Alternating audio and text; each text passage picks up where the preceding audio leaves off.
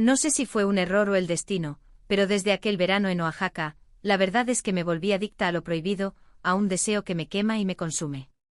Nació en la penumbra de nuestra vieja hacienda, entre los agaves y los secretos, sellado por la mirada de Juan, el esposo de mi madre, el único hombre que jamás debí haber deseado.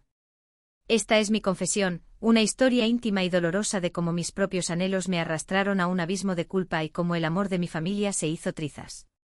El eco de la cerradura aún resonaba en mis oídos, una sentencia fría que se clavaba en lo más hondo de mi pecho. Mamá se había ido y con ella, la última brizna de aire de nuestra casa. La luz gris del amanecer se colaba por los ventanales, desvelando la escena, Juan y yo inmóviles, como dos estatuas de sal, petrificados por la verdad que ya no podíamos ocultar. Mi pijama de algodón, antes tan suave, ahora se sentía como un sudario, áspera y pesada contra mi piel. Me aferré a ella, intentando encontrar consuelo en su textura, pero solo hallé la soledad. Juan seguía allí a mi lado, su presencia una sombra gigantesca que lo abarcaba todo. No dijo nada. Sus ojos, los mismos ojos oscuros que me habían seducido y me habían arrastrado a este abismo, me miraban con una mezcla indescifrable de resignación y, quizás, algo que rozaba la satisfacción. O era mi mente en su desesperación, buscando una excusa para no arrepentirme del todo. La mano que minutos antes había acariciado mi cabello, que había dibujado mapas prohibidos en mi piel, ahora pendía inerte a su costado. Quise tocarlo, buscar un ancla en su firmeza, pero la vergüenza, una criatura viscosa, se enroscó en mi garganta, ahogando cualquier impulso. Las horas que siguieron fueron un limbo. El sol subió, tiñendo de oro los campos de agave que se extendían más allá de la hacienda, pero dentro de sus muros, la oscuridad persistía. El silencio de mamá era un peso tangible, una losa que aplastaba el aire. Juan se movía por la casa con una calma inquietante, como si nada hubiera cambiado. Su paso era el mismo, sus gestos idénticos, pero la ausencia de mamá lo transformaba todo en una pantomima cruel. Yo, por mi parte, me arrastraba entre las habitaciones, buscando refugio en la soledad de mi cuarto. Mi santuario, ahora, era una prisión. Las bugambilias que trepaban por la ventana, antes un consuelo, me parecían ahora espinas. Me tendía en la cama, el lino fresco de las sábanas de abuela un contraste brutal con el fuego que aún ardía en mi interior. El aroma a vetiver de Juan, que se había pegado a mi piel, a mi cabello, era un recordatorio constante de la noche de la traición. Era una fragancia que me atormentaba y al mismo tiempo me llamaba. ¿Cómo podía sentirme tan devastada y a la vez tan extrañamente viva por su cercanía? Era una paradoja, un veneno dulce que corría por mis venas. Los días se sucedieron, uno tras otro, en un goteo lento y agonizante. La hacienda, antes vibrante con la presencia de mi madre, con el bullicio de sus bordados y sus mermeladas, se convirtió en un cascarón vacío. Las voces de los sirvientes, antes alegres, ahora eran susurros ahogados. Juan y yo éramos los únicos habitantes de ese mausoleo, dos conspiradores condenados a habitar el escenario de su crimen. Cenábamos en silencio, la mesa de madera pulida reflejando nuestras caras pálidas, las miradas esquivas. Cada crujido de la madera, cada soplo del viento entre los agaves, me recordaba su ausencia, su dolor. Una tarde, mientras la luz del atardecer teñía de violeta las paredes de adobe, lo encontré en la biblioteca. Estaba de pie, la espalda recta, con los ojos fijos en un tomo antiguo de tapa de cuero, sus manos, esas manos que conocía tan bien, sosteniéndolo con una delicadeza inusual. El aire olía a papel viejo y a su aftershave, una combinación que ahora me resultaba tan familiar como peligrosa. Mis pies descalzos sobre el frío mosaico del suelo no hicieron ruido. Me acerqué atraída como una polilla a la llama. Él se giró, sus ojos encontrando los míos. No había reproche, no había disculpa, solo esa profundidad que siempre me desarmaba. Me sentí expuesta, vulnerable, pero también extrañamente deseada. Su mirada era una caricia silenciosa que recorría mi cuerpo, desde la tela ligera de mi huipil de algodón hasta la punta de mis dedos, que se retorcían nerviosos. Se acercó un paso, luego otro, hasta que la distancia entre nosotros se redujo a nada. Pude sentir el calor que emanaba de su cuerpo, el leve aroma a tierra y a tabaco que se aferraba a su camisa de lino. «Estás aquí», susurró su voz grave, la misma que me había enseñado el camino hacia el éxtasis. No era una pregunta sino una afirmación, una constatación de nuestra ineludible cercanía. Mi corazón latió con fuerza contra mis costillas, un tambor desbocado. La culpa, que había sido mi compañera constante, se desvaneció por un instante, reemplazada por la familiar punzada de deseo. Él levantó una mano, sus dedos grandes y fuertes rozando la piel de mi mejilla, luego deslizando hacia la comisura de mis labios. El roce era apenas perceptible, pero el impacto brutal. Mis labios se entreabrieron, sedientos de más.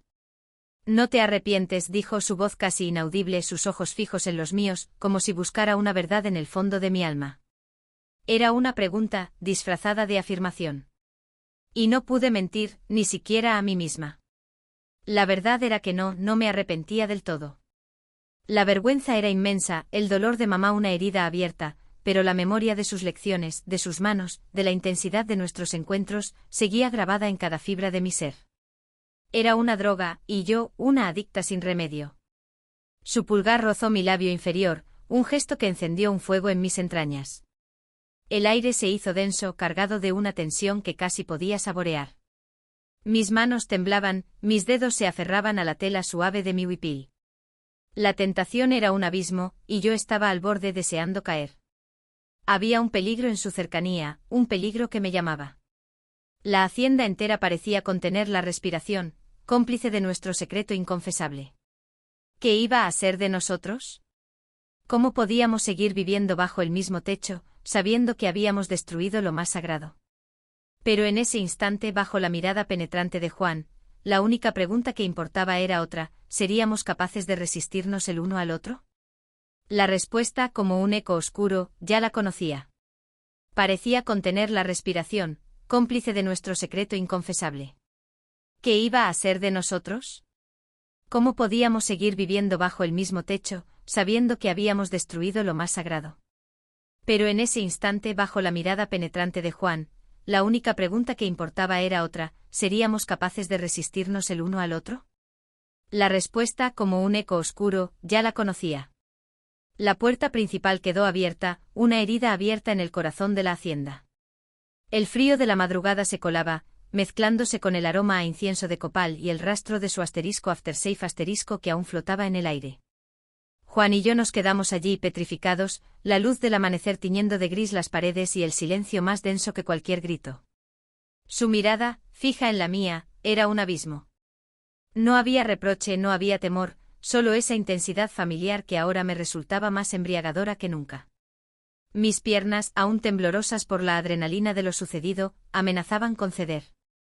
El camisón de algodón que llevaba puesto, arrugado y adherido a mi piel por el sudor de la noche, se sentía como una burla, una evidencia de nuestra transgresión. El tiempo se estiró, pesado y lento. ¿Cuánto duró ese instante? ¿Segundos? ¿Minutos? Parecía una eternidad.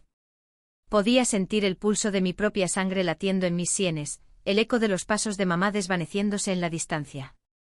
La culpa era una bestia, sí, pero la adicción a él, a su presencia, a la electricidad que generaba cada roce, era un fuego que no se extinguía. Juan fue el primero en moverse.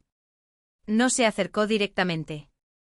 En lugar de eso, caminó hacia la puerta abierta, no para cerrarla, sino para asomarse al exterior.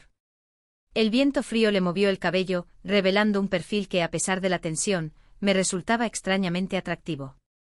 Luego regresó, sus pasos firmes sobre la madera pulida, un sonido que ahora se sentía dueño de cada rincón de la casa.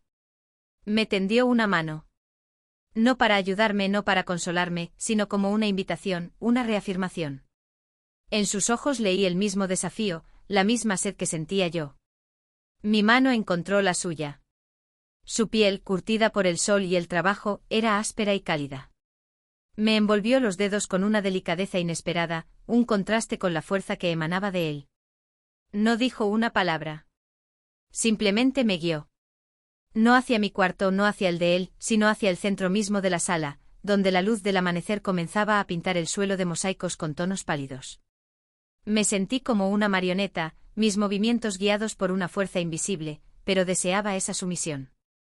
El silencio de la hacienda, ahora vacía de la presencia materna, se convirtió en un cómplice. Cada susurro del viento, cada crujido de la madera, parecía aprobar nuestra danza prohibida. Juan soltó mi mano solo para deslizar sus dedos por mi cabello, apartando un mechón rebelde de mi frente. Su tacto era suave, pero su mirada prometía un abismo de sensaciones. Mis ojos se cerraron.